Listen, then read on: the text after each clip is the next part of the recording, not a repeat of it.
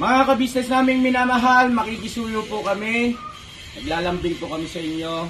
Kung maaari po sana ay pakisuportahan natin Taong Gala.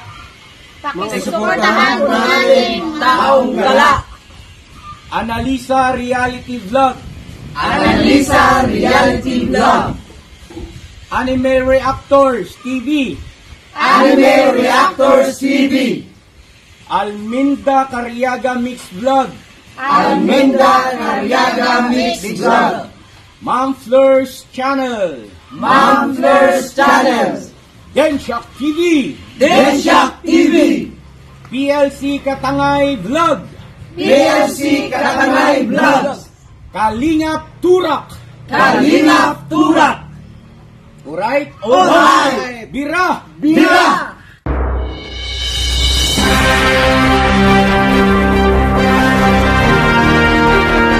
So mga Kalingap, paki-support po, paki-subscribe po ang channel ni Kalingap Turak. Maraming salamat po sa inyong lahat.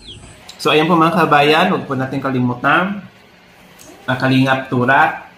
Please, bisitahan at supportan po natin yung kanyang channel. Isang mapagpalang araw po sa ating lahat, mga Kalingap, mga kabisnes po namin minamahal. For today's vlog po, gagawin po natin isang munting reaction video patungkol po dito sa isang taong grasa na si Tony.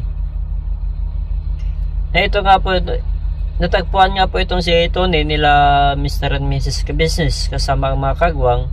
Nag-i-scout po sila kung sino po yung taong kanilang matutulungan yung ng araw na yun. At ito nga po si Tony ay ang kanilang natagpuan na naglalakad na walang direksyon kung saan siya pupunta, kasi nga ito pong si Tony ay isa pong taong grasa. Nang ito po ay kanilang kausapin at kapuna-puna rin po yung kanyang mga dala-dala ng mga bag. Bukan pong buhatin po ni Entoy yung isang bag ay napakabigat po. At ito po ay kanilang sinuri kung anong laman ng bag ni Tony. Ito tumambad po sa kanila yung mga tinapay na inaambag na, sardinas na nangamoy na. Ito po siguro ay yung mga binigay po kay Tony habang nililinis po yung bag po nitong si Tony. Ay ganoon na lamang po ang pagka mangha ni Tony, o ganoon na lang po yung parang pag-alala ni Tony na kung bakit nahalungkat po yung bag niya.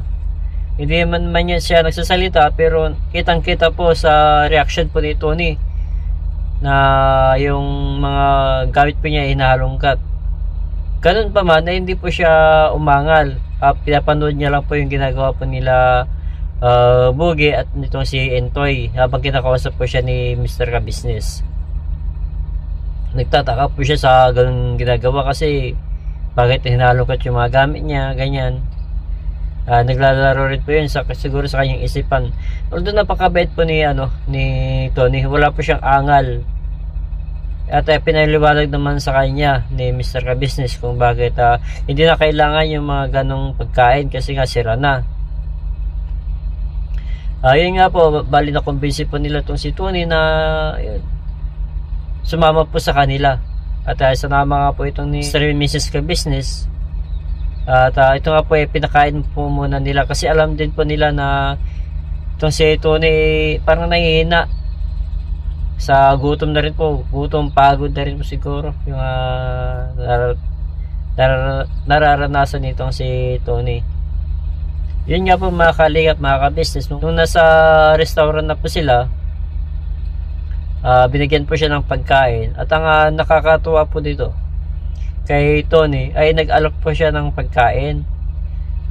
Sabi po niya doon, kayo po, parang isasabi po niya na siyempre nag-aalangan din siya na siya lang kakain, may makasama naman po siya.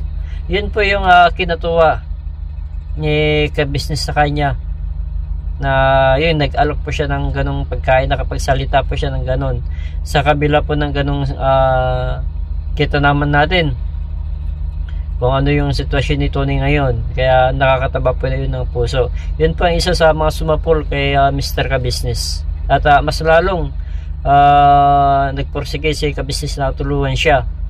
Kumbaga talagang sabi ni kabisnes sa loob niya siguro, eto na yung binigay sa kanila ng Panginoon sa araw na yon. Kaya hindi po sila nag-atubili na tulungan itong si Tony. Mas higit pa nilang tulungan itong si Tony. At pagkatapos nga pong kumain itong si Tony tsaka nila Mr. and Mrs. Kabisnes at kasama mga kagwang, ay dinala po nila itong si Tony sa isang pamilihan ng mga damit. At ayun, binilan po nila ito ng damit, shirt pan, sandals, tsaka underwear. At pagkatapos po noon ay inuwi na po nila itong si Tony sa bahay po ng Mrs. Kabisnes. At doon nga po at nilinisan po nitong si Mr. Kabisnes yung paa at saka yung kamay nitong si Tony, dinilkateran din siya. At hindi man lang nagmandiri nitong si Kabisnes. Talagang yung pagtulong niya po talaga sa mga taong ganoon, wala siyang pinipili ni sino ni ano pa man. Basta nangailangan ng tulong, hindi siya nagdadalawang isip, hindi siya nandidiri sa mga ganong klaseng tao. Yun po ang isa sa hinahangaan po ng tagapanood ni Mr. and Mrs. Kabisnes. Kasi talagang yung pagtulong niya talagang bukal po talaga sa puso. At pagkatapos nga pong malinisan yung mga kamay tsaka paa nitong si Tony, ay kinumbinsi siya na maligo. Yun. Pagkatapos siya pong maligo, kikita rin po natin sa ibang mga vlog po ni Mr. Kabisnes sa pagpapatuloy po ng takbo ng pagtulong nitong si Kabisnes kay Tony.